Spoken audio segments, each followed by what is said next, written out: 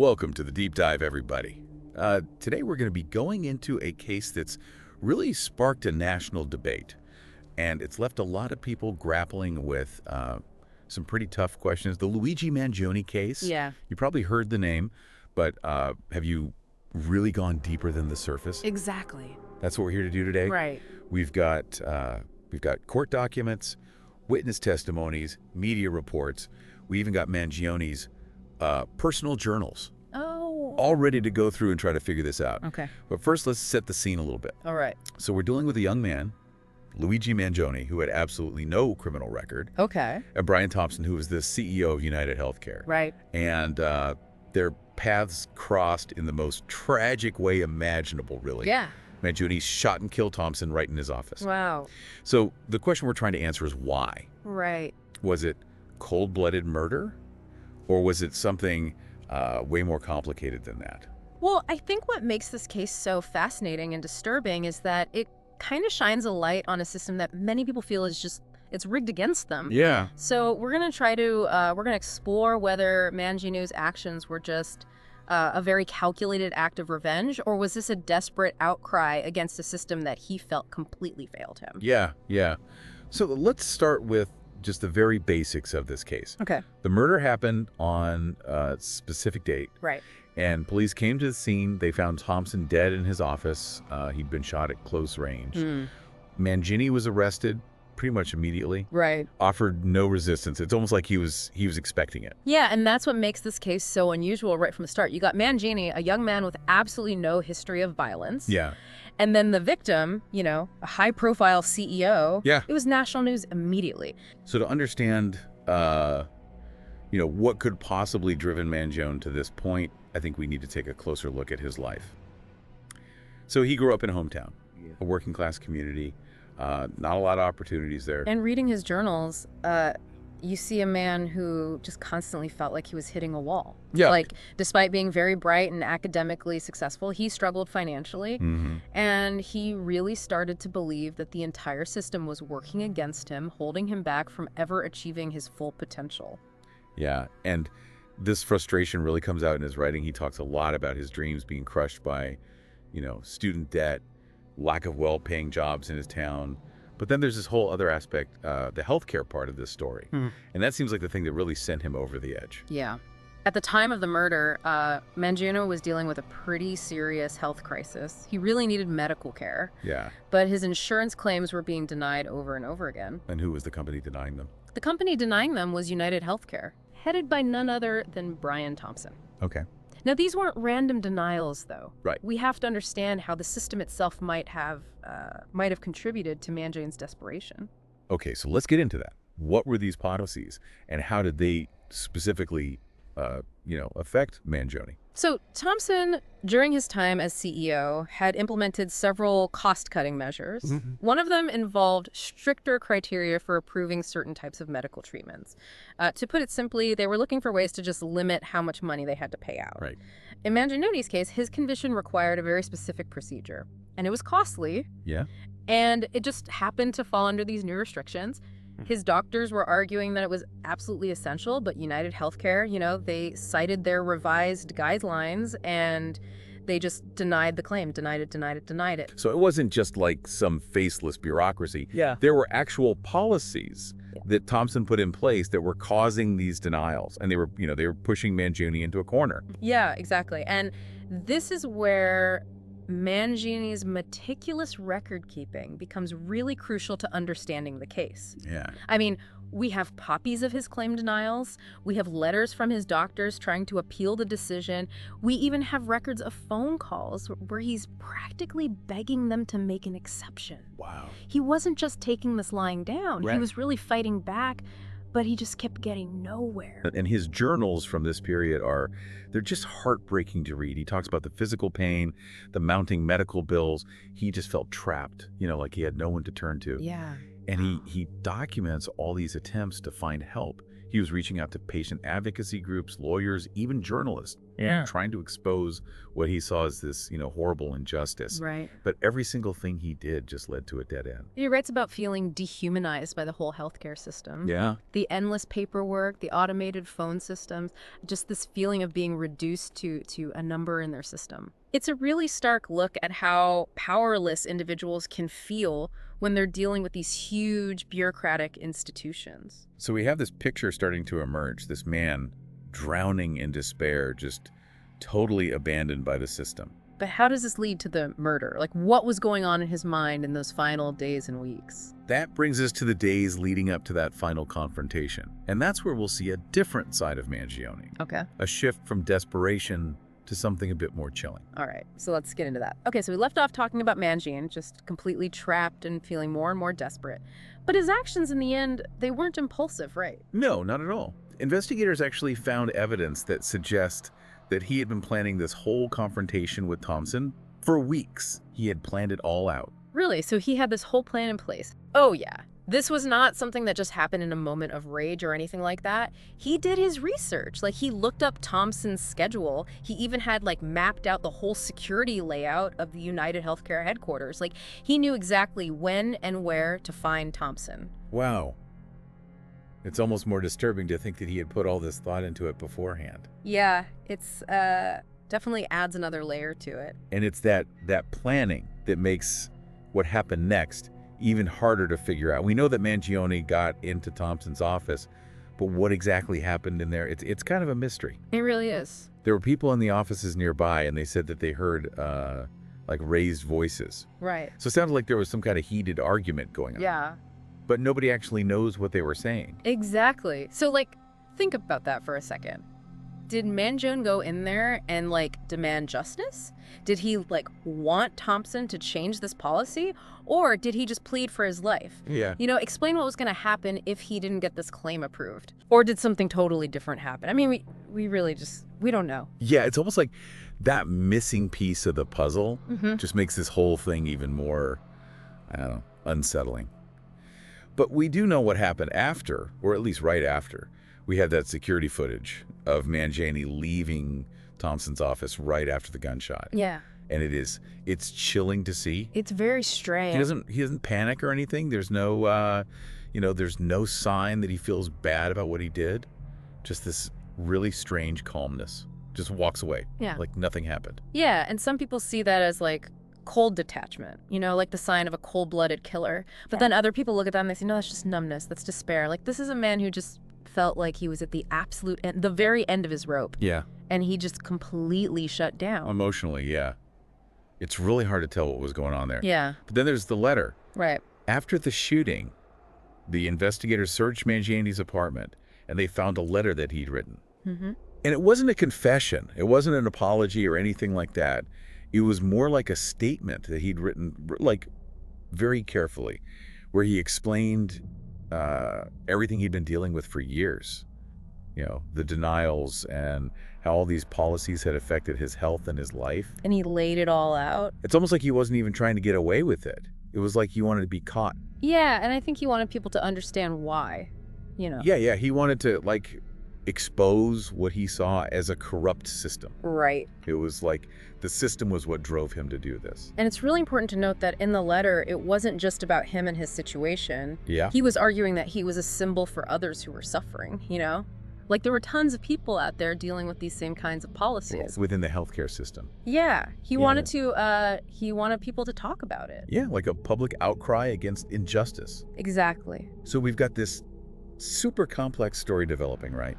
This is a man who was so desperate that he was driven to do this horrible thing, but he was also trying to make a statement, trying to expose what he saw as a broken system that was responsible for what he had to do. Yeah, and that leads us to the trial. Okay. Which as you can imagine, was a huge media circus. It was a very divisive case. Yeah. It But wasn't just about figuring out if Mangione was guilty or innocent. It was like this battle between two totally different ways of looking at the world.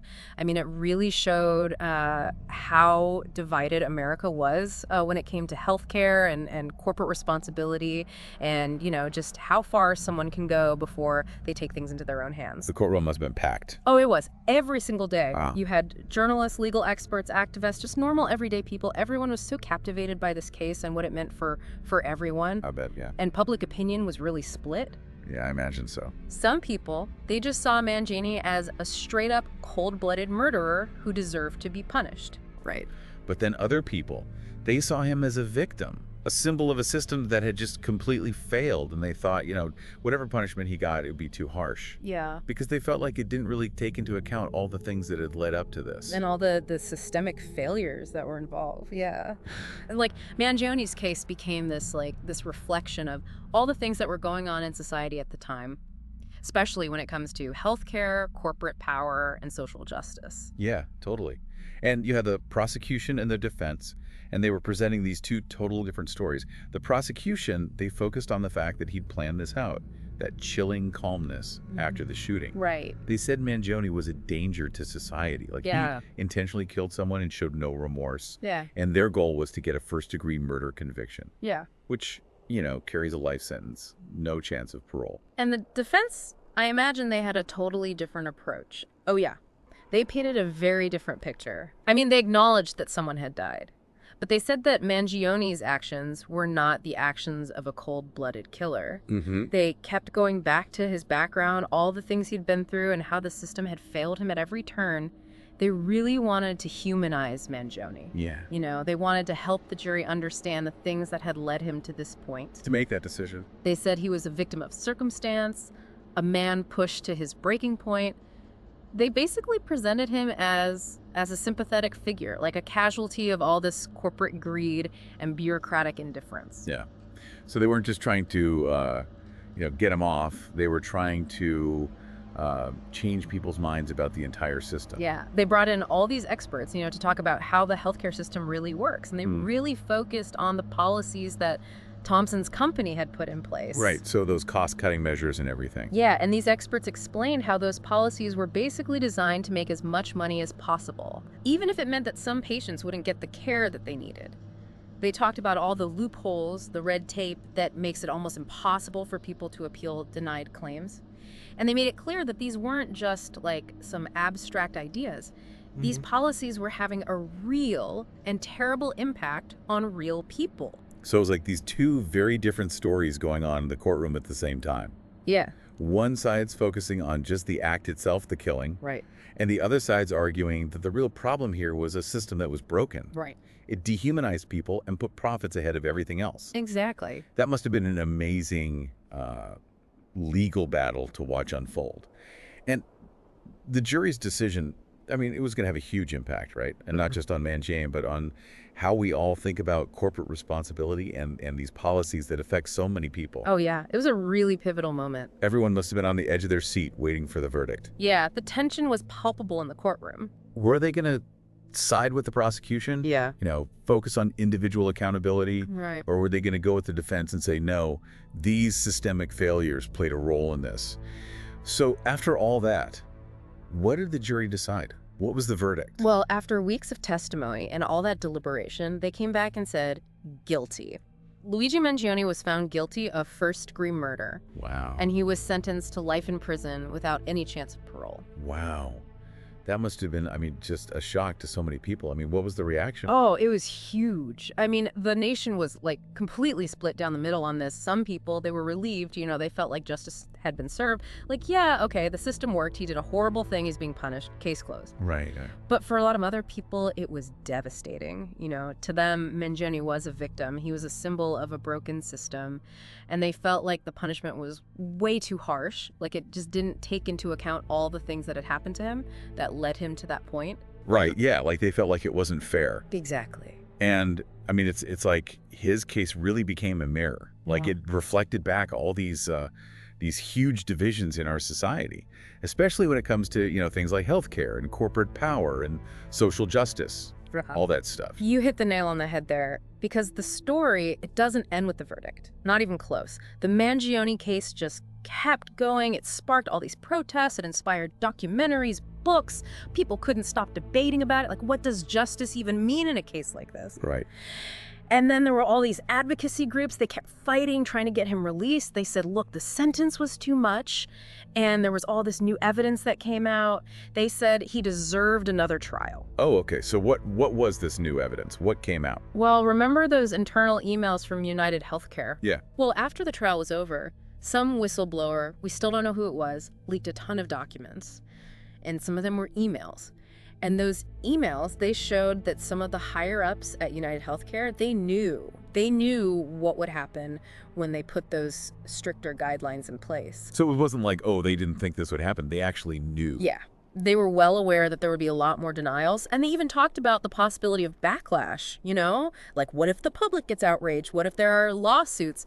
They talked about it. They did. Oh, yeah. So it was like a calculated risk. They knew people would get hurt. Pretty much. Right. And once that came out, Mangione supporters were like, see? We told you. This proves he was a scapegoat. The system was rigged, and he got punished for trying to expose it.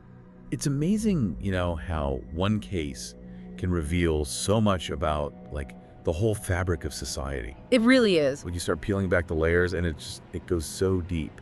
And it wasn't just the legal system. The Mangione case, it really set off this wave of activism. People wanted change in the healthcare industry. They started asking some really tough questions, like, what are these corporations responsible for? How much influence do these lobbying groups have?